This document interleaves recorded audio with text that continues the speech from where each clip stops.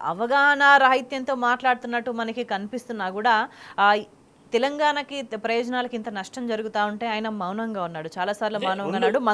మంత్రులు కూడా మౌనంగా ఉన్నారు. అంటే మనకి పైకి అవగాహన రాహిత్యంలాగా కనిపించినా కూడా అన్నీ తెలిసి కూడా అంతర్గతంగా కుట్రపూరితంగా మాట్లాడుతున్నాడు ముఖ్యమంత్రి అని భావించాల్సిన అవసరం ఉన్నదా? రెండు కోణాలు ఉన్నాయండి. నిన్న తెలంగాణ ప్రయోజనాలను దెబ్బతీసే విధంగా ఆంధ్ర ప్రభుత్వం కుట్ర చేస్తూ కట్టినటువంటి బనకచెర్ల మీద పెట్టినటువంటి సమావేశము ఆ కుట్రను బట్టబయలు చేయడానికో, లేకపోతే వాస్తవాలను ప్రజలకు వివరించడానికో, లేకపోతే దీని మీద ఒక కార్యాచరణ రూపొందించి కేంద్రం దగ్గరికి వెళ్ళడానికో పెట్టినట్టు లేదు.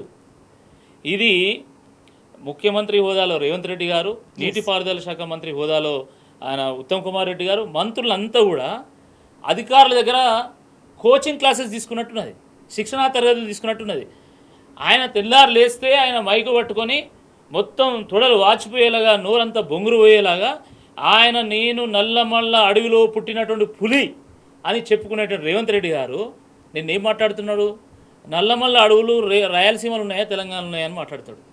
దేవాదుల ఏ బేసిన్లు ఉన్నది? గోదావరి బేసిన్లా, కృష్ణా బేసిన్లా, ఇంకా పెన్నా బేసిన్లు ఉన్నదని చెప్పి మాట్లాడుతున్నాడంటే అసలు ఆయనకు ఉన్నటువంటి అవగాహన ఏంది? ఆయన నిన్న చిన్న బచ్చా పోరగాళ్ళు అంటే అడిగేటువంటి డౌట్లను అడిగి మొత్తం తెలంగాణ అవాస్పాలు చేసిండు. అయితే అజ్ఞానంతో చేస్తున్నాడా ఏందో మాకు తెలియదు. నిజంగా అవగాహన లేకపోతే తెలంగాణ నీటి ప్రాజెక్టుల మీద అవగాహన కావాలన్నా, లేకపోతే కాళేశ్వరం ప్రాజెక్టు యొక్క గొప్పతనం తెలవాలన్నా, లేదా బనకచెర్ల కుట్రైందో తెలవాలన్నా ఆయన తెలంగాణ భవన్లో కేసీఆర్ గారి నేతృత్వంలో కోచింగ్ క్లాసెస్ తీసుకుంటే బాగుంటుంది. వాళ్ళు ఎందుకంటే యాక్చువల్గా వాళ్ళు చాలా బిజీ ఉన్నారు. ఎందుకంటే ఇప్పుడు కాంగ్రెస్ నాయకులు, మంత్రులు, ఎమ్మెల్యేలు చాలామంది చాలా వరకు, అందరన్నీ అనగానే చాలా వరకు దుకాణాలు తెచ్చుకున్నారు. వాళ్ళ నియోజకవర్గంలో హైదరాబాద్లో దుకాణాలు తెచ్చుకొని దుకాణాలు నడిపిస్తున్నారు. ఫుల్ బిజీ ఉన్నారు. గాలి మోటార్లు ఎగురుతూ ఉన్నారు. గాలి ముచ్చట వాళ్ళంతా బిజీ ఉన్నారు. కాబట్టి క్రాష్ కోర్స్ ఇస్తాం తెలంగాణ భవన్లో. తెలంగాణ భవన్ తెరుచున్నాయి. కేసీఆర్ గారు మీకు అవగాహన లేకపోతే మొత్తం గూగుల్ మ్యాప్ పెట్టి మరీ మీకు ఎక్స్ప్లెయిన్ చేస్తారు. కానీ ఈ అవగాహన రాహిత్యంతో లేదా కుట్రతోని మీరు మొత్తం గోదావరి నీళ్ళని తీసుకుపోయి ఆంధ్రాకి అప్పచెప్తే మాత్రం ఈ తెలంగాణ భవిష్యత్తు తరాలకు కూడా మీరు ద్రోహం చేసినట్టు, నేటి తరానికే కాదు భవిష్యత్తు తరానికి కూడా మీరు నేరం చేసినట్టు, అంటే ద్రోహం చేసినటువంటి వాళ్ళు అవుతారు. అయితే అవగాహన లేకపోతే మా దగ్గర కోచింగ్ క్లాసెస్ తీసుకోండి. లేదు మీరు కుట్ర చేస్తున్నారంటే తప్పకుండా తెలంగాణ ప్రజలు చాలా చైతన్యవంతమైనటువంటి ప్రజలు, గుర్తుపెట్టుకోవాలి. ఏ కుట్రైనా భగ్నం చేయగలిగేటువంటి శక్తి తెలంగాణ ప్రజలకు ఉంది. అంటే తెలంగాణ రాష్ట్రం కోసం పోరాటం జరుగుతున్న సమయంలోనే వ్యతిరేకంగా రైఫిల్ పట్టుకొని ప్రజల మీదకి పోయిన మనిషి కంటే అది కూడా తెలంగాణ భవిష్యత్తు మీదనే, తెలంగాణ భవిష్యత్ తరాల మీద చేసే కుట్రనే. అంటే ఆయనకి ఇది కొత్త కాదు తెలంగాణ మీద కుట్ర చేయడము అని ఆలోచించొచ్చా ఇవాళ మనం? అంతే కదా, అందరూ ఉద్యమం చేస్తుంటే ఈయన ఉద్యమకారుల మీద రైఫిల్ పట్టుకొని పోయాడు.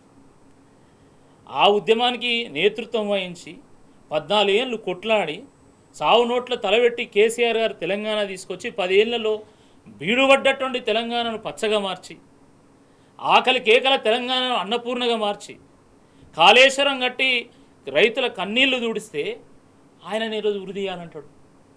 ఆయనకు వెన్నుదన్నుగా నిలిచినటువంటి నీటిపారుదల శాఖ మంత్రిగా పనిచేసినటువంటి హరీష్ రావు గారిని ఉరి తీయాలంటాడు. మరి ఈరోజు బనకచెర్ల ద్వారా మొత్తం తెలంగాణ సమాజానికి ద్రోహం చేస్తున్నటువంటి నిన్నేం చేయాలి? రాళ్లతో కొట్టాలి. ఎగ్జాక్ట్లీ రాళ్లతో కొట్టాలి. కేసీఆర్ గారిని దేనికి గురితీస్తారండి? నాకు అర్థం కాదు. అంటే బీడు పడ్డటువంటి తెలంగాణలో ఈరోజు నెర్రలు వారినటువంటి నేలలో నీళ్లు వారించినందుకు మీరు ఉరితీస్తారా?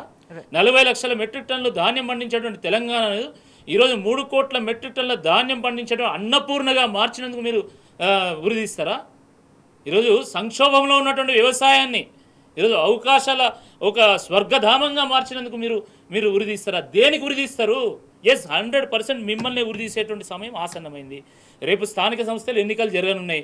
స్థానిక సంస్థల ఎన్నికల్లో దూలానికి రేవంత్ రెడ్డిని, ఈయన ప్రభుత్వాన్ని దూలానికి పగ్గంతో తాడేసి కుత్కకు తాడు కట్టి మరి నీళ్లు కూడా అడగకుండా ఉరితీసేటువంటి సమయం ఆసన్నమైంది. 100% జరుగుతుంది చెప్తున్నాను. ఒకవైపు మీరు 420 హామీలకు నీళ్లు 6 గ్యారెంటీల ముచ్చటే లేదు. వీటన్నిటిని చెప్పి ప్రజలను మోసం చేసినందుకు ప్రజలు ఆల్రెడీ సిద్ధంగా ఉన్నారు.